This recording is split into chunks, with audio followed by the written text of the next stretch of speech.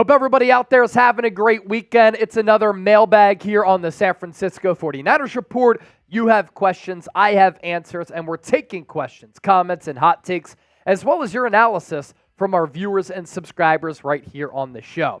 I do want your feedback, though, to kick things off. What is one thing we could do at Chat Sports, I could do, to improve the San Francisco 49ers Report? I believe we do a great job. That's why we're sitting pretty at 133,000 subscribers. My goal with every show is to give you entertaining, insightful, informative, thought-provoking coverage on this team on a daily basis. And whether it's analysis, it's talking about speculative rumors, or I'm passing along breaking news, we try to give you the best Niners coverage right here on YouTube. But how can we get better? You can help us do that. Let's start off with this one. $50 super chat coming in from Timothy Lil World Johnson. I think the Niners will give Brandon Aiyuk $28 million. To me, Timothy, that is the number in recent weeks that I've kind of settled on, and that's my prediction. Because that's the middle range of where things seem to be right now between San Francisco and Aiyuk in his camp. Aiyuk might want 30. The Niners are willing to give him 26. As we get closer and closer to training camp getting underway with veterans reporting on July 23rd, that made official this week, does $28 million get it done? That's $4 more million than Deebo Samuel. That is top 5 wide receiver money. Now, the guaranteed money is going to play a factor in that. And if that money is too low or too high, depending on what side you're on, that could impact when this deal gets done. But I think a deal eventually does get done. It's going to be around $28 million. That's been my prediction for a little while now. You don't let special go. And the Niners would be a worse team without Brandon Aiyuk. Fiendlaw 57, do you think this is a good hot take? We could have paid Brandon Aiyuk before Juwan Jennings and maybe tried to renegotiate Jennings' contract to lower if he doesn't accept and put Pearsall in his spot. Where I do agree with you, Fiendlaw, is that the Niners should have taken care of Brandon Aiyuk way earlier. And I'm talking weeks, months ago. I know that the Niners as an organization, as a business unit, like to wait to give out contract extensions. But just because you've always done something one way doesn't mean you always have to do it that same way. In business, you have to be aggressive. You have to adapt. You have to evolve. And the Niners as a team, I think, have to start going about these contract extensions with their homegrown players in a different manner. Because when you wait, you run the risk of the market exploding, which then your employee, your player, the price tag for him goes up. And the wide receiver market this offseason has exploded on numerous occasions. Calvin Ridley, Devontae Smith, A.J. Brown, Nico Collins, Jalen Waddle, Amon-Ra St. Brown, Justin Jefferson. All of them got different deals, but when all of these players are getting paid, and you have Calvin Ridley making $23 million per year, and Nico Collins making 24, Jalen Waddle at 28 plus, Amon-Ra St. Brown right there, then Justin Jefferson at 35, A.J. Brown at 32, Devontae Smith at 25, it increases the price tag. So Aiyuk has the argument that he deserves 30. He's not Justin Jefferson, but is he better than Jalen Waddle? I'd rather have Aiyuk than Jalen Waddle. He's an all-pro. He's a number 1. He's a complete wide receiver. So if they got this deal done earlier, I thought they could have had Aiyuk at $25, $26 million. And if you're Brandon Aiyuk, the grass ain't always greener on the other side. It's not all about money, and it should never be about money. Quality of life is really important. Going to work for a great company that you enjoy working for on a daily basis is important. The money might be great, but if you go to a team that's awful, has bad quarterback play, isn't competing for Super Bowls, not winning games, and your production dips because of that, we've seen how competitive Brandon Aiyuk is. He's a dog. He loves to compete. He said after the year during locker room cleanout, he wants to win. That's what he wants.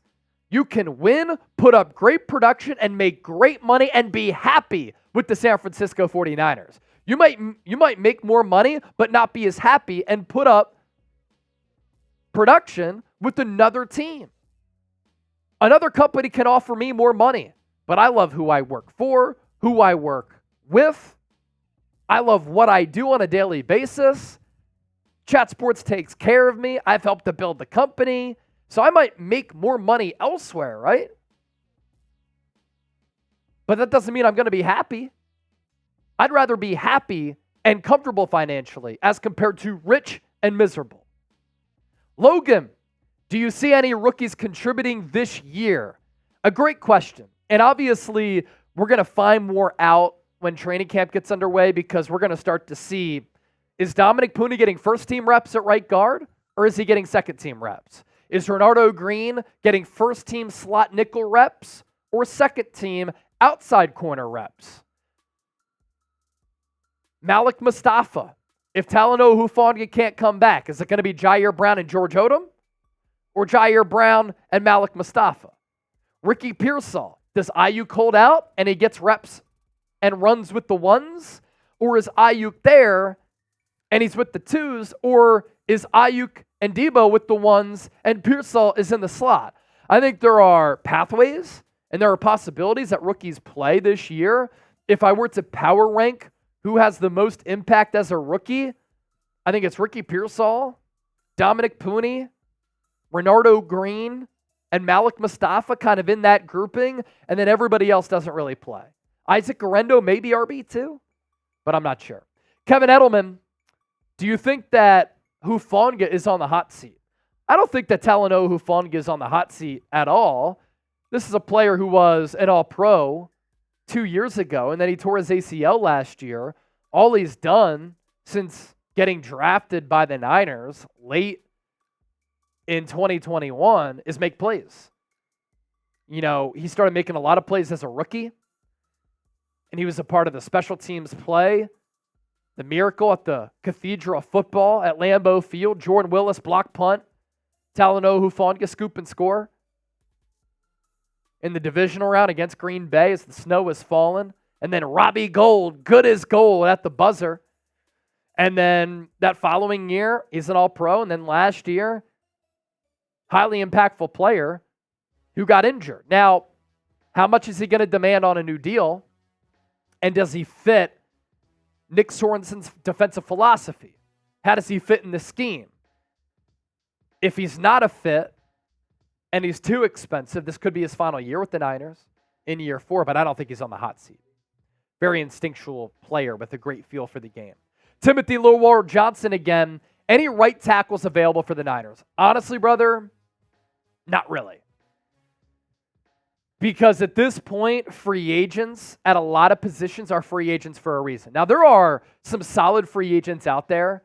Justin Simmons, Quandre Diggs, Emmanuel Ogbah, Yannick Ngakoue. I think there are solid free agents out there. Right tackles, though, so many teams are in search of offensive line help that a lot of the good tackles, they've already been signed. They've already been added to their rosters or locked up by other teams so that they don't hit the open market. You're looking at the likes of, and he played left tackle, David Bakhtiari. He's probably the most notable name out there, but the list is very, very thin at the right tackle spot. Chris Hubbard, they did sign a few weeks ago. Leon Sandcastle, the Steelers have also shown interest in Deebo. What would you think of Deebo for the Herbig brothers? Is that a good trade proposal? I don't think that's good enough. I don't think that that's good enough. I think what you want, ideally, is a second or a third round pick for Deebo. And the reason why his value is a little bit lower, his numbers have gone down. He's been injured and got shut down in the Super Bowl, and he's expensive. He has a playing style in which teams don't know how long he's going to be at his prime. This is a player that, going back to South Carolina at the NFL level, has had a lot of injuries. I think that he's a dynamic player. He's one of one. He's completely unique. He's one of the more special playmakers that we have in the NFL today. But the Herbig brothers, I'm not sure they get it done, even though you get some help there in the trenches. I think it would be a second and or third is the ideal asking price. Peter, do you believe that the Niners will go back to the Super Bowl? If so, then against what team? In my bold predictions video that I put up last week, go check it out, I did have the Niners making it back to the Super Bowl and playing the Houston Texans. Oh, wow. Bulls are trading Alex Caruso to OKC for Josh Giddey. NBA stuff starting to ramp up. Chase, get back on topic. Do I believe that the Niners will go back to the Super Bowl? Yes, I predicted they went back to the Super Bowl. They go back to the Super Bowl. They play the Houston Texans. DeMeco Ryans takes down Patrick Mahomes and Andy Reid so that Kyle Shanahan can get his ring. But in all seriousness, you're still elite offensively. You should rebound and be better defensively. You still have a stacked roster with a lot of depth. You still have a great coach in Kyle Shanahan, who I think is due, who I do think will win a ring at some point. You look at the landscape in the NFC, I think San Francisco, still the best team in the NFC. They're just loaded everywhere. What Noodle 187, we can round out with this one. What homegrown player from the past would you want on this team, but no quarterbacks? Mine would be Bryant Young or Joe Staley. Great question. Jerry Rice is my favorite Niner of all time. Ronnie Lott is really hard not to go with. Those would probably be my top two. Bryant Young, Joe Staley, legends.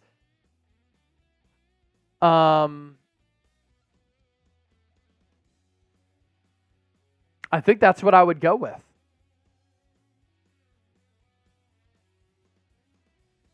I think that's what I would go with. Yeah, Jerry Rice or Ronnie Lott. Because you can't go Joe Montana. You can't go Steve Young. Roger Craig would be cool in today's NFL. So let's ride. How about Justin Smith? He was fantastic too. Him at defensive tackle for this team alongside Nick Bosa? My goodness. Be sure to subscribe to us here on the San Francisco 49ers Report. Hit that sub button for videos every single day and so that you too can be a part of our mailbags.